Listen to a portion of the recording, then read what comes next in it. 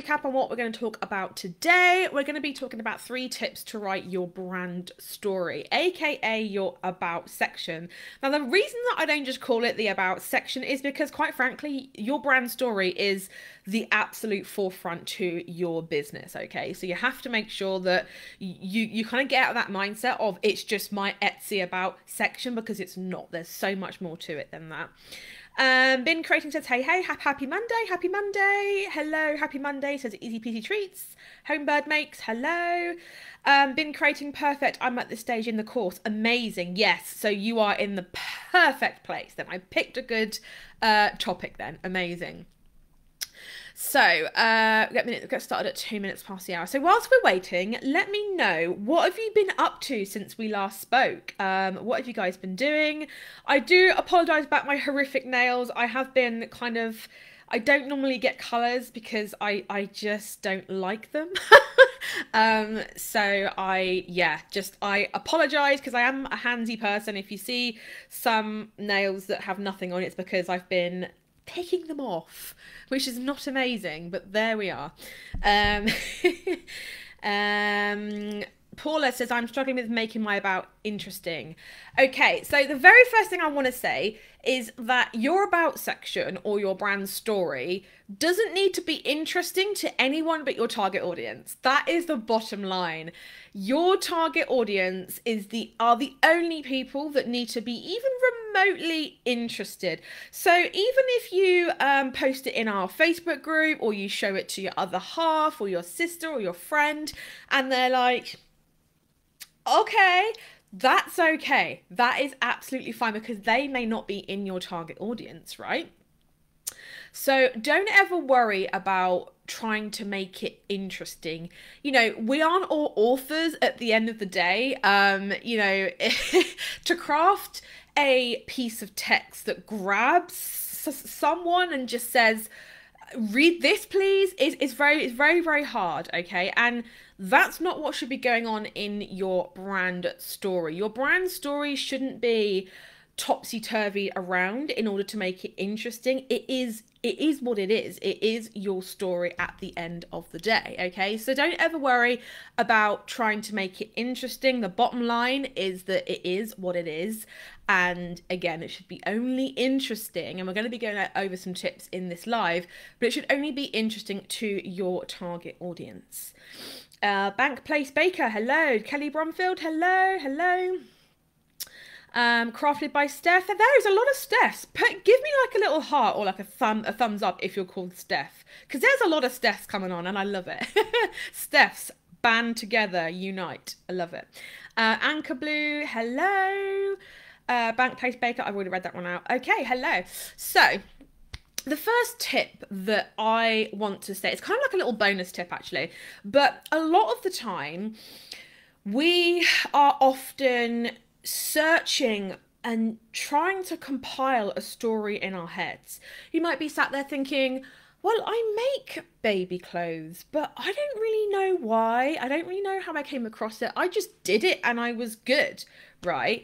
A lot of you guys are probably thinking, how can I make a story out of that? Or you might be saying, Steph, like, there's no hero's journey when it comes to me and my Etsy shop. Like, you know, because I know that if you Google how to write your brand story, everyone talks about the hero's journey. And the bottom line is, there might not be one, and that's fine. There's nothing wrong with you if you don't have this epic, you know, Titanic proportion cinematic hero's journey. Like, a lot of the time our businesses don't start like that, and that's fine.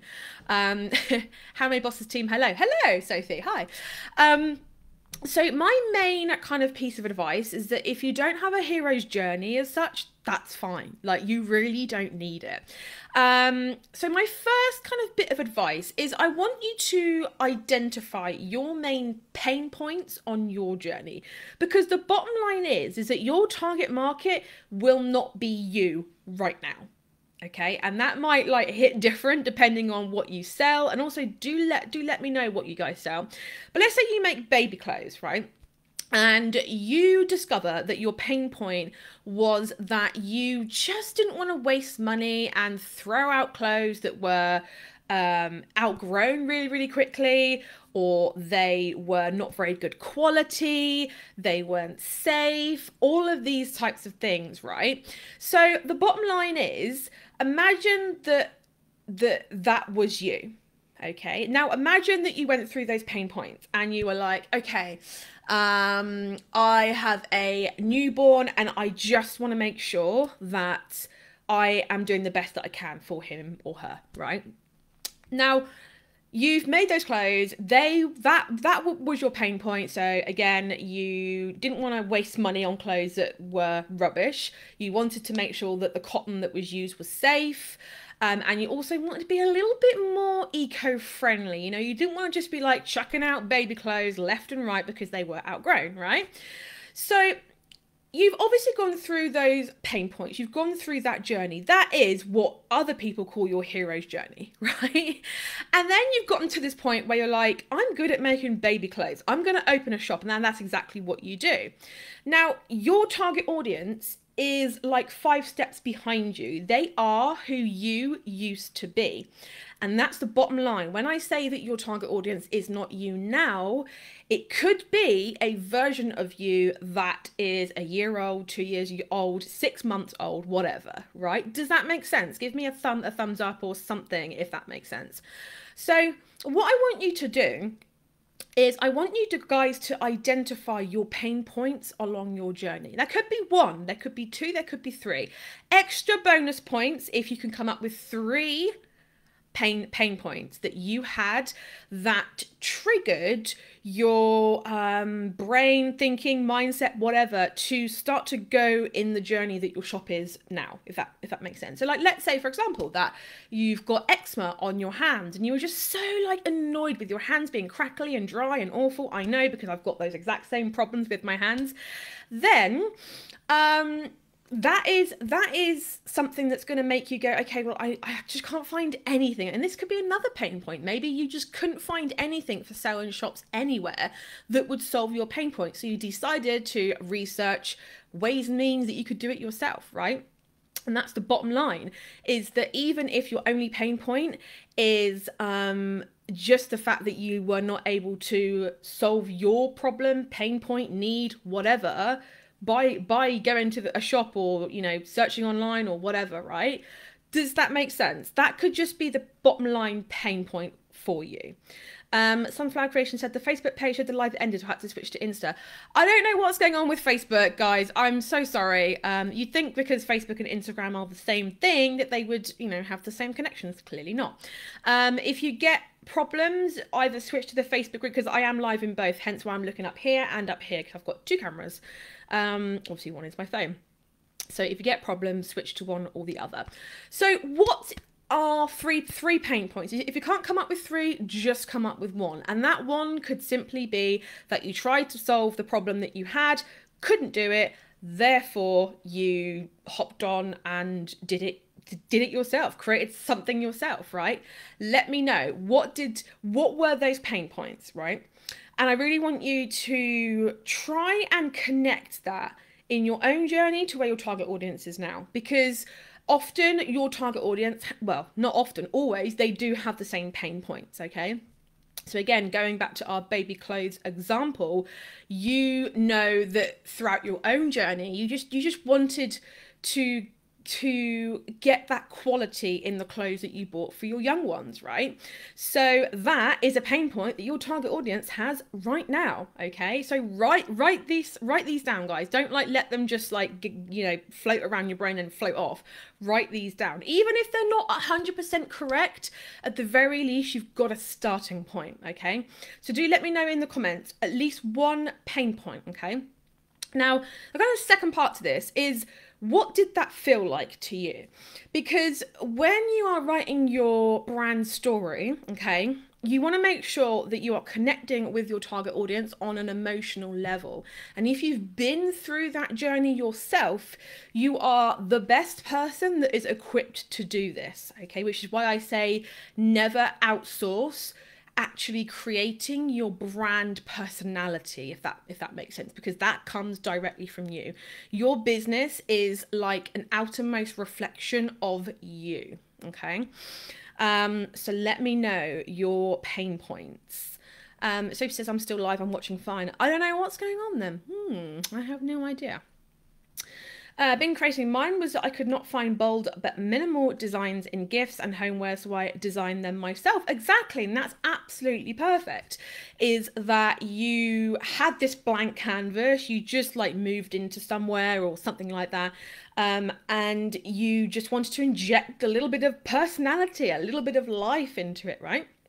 So you probably went on a bit of a mission. You went on to Amazon, you went on to, you know, I don't know, eBay. You went on to all these places to try and find this art that you had in your head. You couldn't find it, or art or homewares or whatever. You couldn't find it, so you made it yourself. Your audience is like 5 steps behind you, right? So I really want you guys to double down on that and make sure that you write that down, because that is going to be absolute key. Easy peasy treats. I want a stronger smelling wax melts, as the store-bought ones aren't strong. Yes, and I'm exactly the same with candles. I finally found someone near me who hand makes candles, and I think she's based in Blandford, which is not too far from me. And they were just the best candles. Like, they were the candles that smelled the strongest. And even if you just like, I mean, this isn't it, but even if you just like open the lid, left it off, the whole house would smell. And I loved that. But that was my pain point. Like, for years I was just buying cheap candles because it seemed like no matter how much money I spent on store-bought candles, they just all smelled the same. Let me know if you feel my pain, by the way, because literally I used to buy Yankee candles a lot and they just don't smell anymore. Where did the smell go? Sunflower Creations. My pain point was finding one-of-a-kind handmade gifts that are pretty and cute. Okay, so one thing I am going to say is that if you are using the word gifts in your brand story, I want you to go deeper. What is it? What's the one product? What's the one category? What's the one niche that you want to be known for? Because the problem with gift shops is that you're still trying to serve a lot of different people, and you'll never be known for one particular thing unless you niche down. Okay, so I really, really, really, really want you guys to handmade gifts. That could be jewelry, that could be shoes, that could be wallets, it could be hanging hooks, it could be art prints, right? Got to make sure to really, really hone that in and bring that in, right? So the first thing, identify your main pain points within your own journey, okay? And what did that feel like? And make sure to like really, really write this down. So put, for example, having to throw away baby clothes just made my environmental brain hurt, right? In which case, write that down. Say, I just felt so guilty throwing out these clothes that are never going to be worn again. And I'd go into my bin and open the lid and see all these clothes and think, oh, this is just going to landfill. This makes my heart and my soul hurt. Write that down. No matter how intense it actually is, write it down. Please, please, please, guys. Trisha Wood, hi. Hello, Trisha. Hello, hello, hello. Welcome. So that was step one, and if you're just joining me, you can go and watch the replay on the Facebook page. I would recommend doing it. Instagram is going through some changes at the moment, so they're not allowing us to upload IGTVs. So if you want to watch like just the full uninterrupted version, go to the Facebook page. So the second thing that I would like to know, right, about your journey is, where are your audience at now? And how can you kind of connect the dots between your journey and theirs? And I want you to do it in a way that makes them feel heard, okay? Because the problem is that what a lot of you guys often think when it comes to marketing and sales and, you know, trying to get people to buy from you, is that it's not even really trying to get people to buy from you. It's all about how you connect your pain point, your journey with theirs. And this is why your brand story is so important. It is not just your about section. Your brand story is something that is reflected across every interaction that your target audience will have with you and your brand, right? So how can you connect your journey with where they are at? that now. So depending on, and you know, even if you want to go like really type A with this and draw out a timeline, like a physical timeline, and say, this happened here, this happened there, I felt like this here and there, that would be amazing, because then at any A to Z point within that journey, your target market could be, okay? So doing that will make it really, really easy. So what I would love for you guys to do is to go back through point one and really think of some words, of some feelings, of some emotions that your target audience is going through right now, and just make like a little ready reckoner list of words that would resonate with your target audience, okay? Because you want to make them feel like, oh my goodness, I have finally found my clan, I finally found my group of people, just based on what this person is bringing up in their brand story, right? Does that make sense? And Facebook, let me know if this makes sense as well, right? So identify your main pain points on your journey. What did that feel like? Connect it with theirs. So an example of doing this, right? Let's say, and I am really thinking off the cuff right now, so apologies if this isn't perfect. But let's say that you are our baby clothes example, right? In their brand story, they could say, my soul hurt when I saw all of the wasted and ruined baby clothes in the bin. And even worse, when I used to go down the dump and see many other mums doing the exact same thing. When I sat and I worked out how many homes that had children that were in my neighborhood, that made me want to cry. Not only that, but I was so sick and tired of wasting money on horrific baby clothes that brought little Amy or Jack out in a rash, or made them itch, or made them hot because they were made out of synthetic fibers that were not good for my baby skin. Mums, I hear you. Right, that is just something that's just come out completely off the top of my head. And believe it or not, I am not in that target audience, but because I have thoughts and pain points, and I've connected with the target audience who are reading this, who are on their own journey with this, I've created a brand story just a paragraph of it, obviously, off the top of my head, right? So that is how easy this can really be. You don't have to overcomplicate this. Paula, yes, perfect sense, amazing. I think there's a delay between what you guys are hearing versus how I'm like the timings, if that makes sense. So if I'm not picking up your comments for like a good 5 minutes or so, it's because the stream is a little bit behind, so apologies for that. So the very first thing is, I know I said that the hero's journey thing can be a little bit arbitrary at times, right? But I want you to tell your target audience within your brand story, why are you their hero, right? What will you do for them, and what makes you different? So why are you the person that's going to solve the pain point for them, right? Why are you that special person? What is, you know, what's the benefit of them coming to you versus somebody else? And this is especially prudent if you are in a saturated niche like I am, jewelry. It's especially prudent to do this because it's going to make you stand out from everybody else in the market. Now, gift shops, I'm looking at you, okay? Answer this question. What makes you their hero? What makes you different? And what will you do for them? So again, in the example of our baby clothes, it can be, I am someone who will create organic cotton clothes that will grow with your child. So you never have to worry about prematurely getting rid of clothes. And all of my fibers are fully recyclable.